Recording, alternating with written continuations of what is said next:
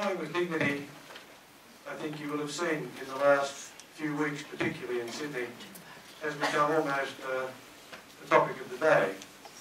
We're trying very hard to raise the consciousness of the public about the importance of assisted dying legislation and the need for politicians to grasp the reality that the vast majority of Australian people want law reform and they want it now.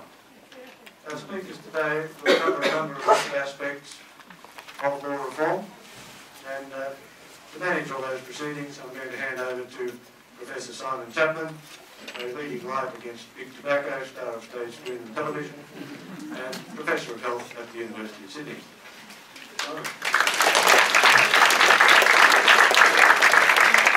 Good, thanks very much, Richard, for asking me along this afternoon. This is a great getting together. I didn't have any expectation that it would be nearly standing room only. It's terrific that so many people coming along. I, as Richard said, work at Sydney University where I teach, I suppose, the broad area of prevention.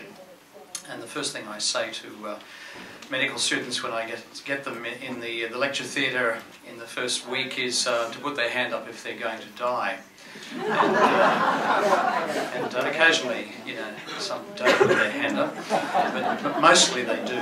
And that's, of course, a useful device to talk about the goals of medicine, which aren't about preventing death. They're about delaying death and what we call compressing morbidity, squeezing the years in which people live with disability or pain or illness. Oh, it's gone up now. Into as few years as possible. And of course, in areas that I work in, areas like smoking, there's ample room to do all that.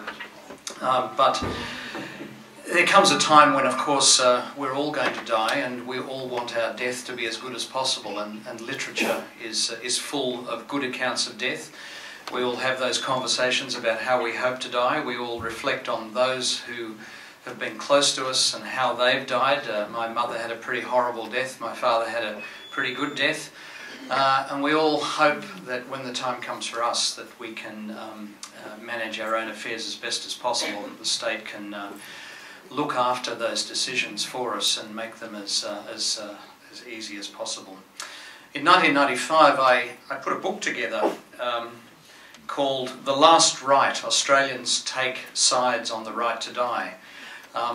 I had the idea after living in England and during the Falklands War, when a lot of prominent people in England were asked their views about whether Britain should be in the Falklands, and if not, what should be done about getting them out as quickly as possible. And I thought, why don't I do a book like this about the right to die and about voluntary euthanasia? It was around the time when Marshal Perrin and his Northern Territory bill. So I wrote to a great many people, prominent in both their views against voluntary euthanasia and in favour of it, and some who I didn't know where their views would be. Philip was one of the people. I knew what his views would be, Philip Adams. Looking through it today, there are quite a few people who have passed on. There are one or two who have been in prison. There are one or two who have risen to positions of enormous notoriety in the community. Alan Jones and so forth wrote for it. Unfortunately, the book's out of print, but a full edition of it, the PDF version of it, is available, and I'll make sure that all of you are given the address of that. So my role is very de minimis this afternoon. I'm simply going to introduce people, and I've got my electronic cattle prod to zing them off if they go too long.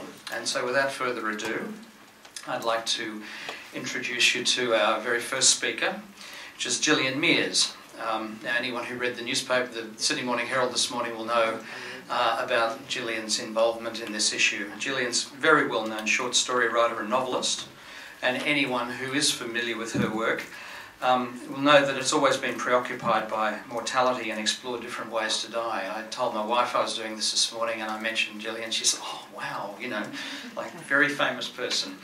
So anyway, her last novel, Foal's Breath, Bread has had a successful run in the Literary Awards this year. It's won, and just listen to all these, the Australian Literary Society Gold Medal for Most Outstanding Literary Work, the Prime Minister's Prize for Fiction, the Victorian Premier's Prize for Fiction, and the Age Book of the Year, among other awards. Her forthcoming work with Walker Books is The Cat with the Coloured Tail, an illustrated fable for every age. So you know what to do when you've heard her speak. Thanks very much, Sheila.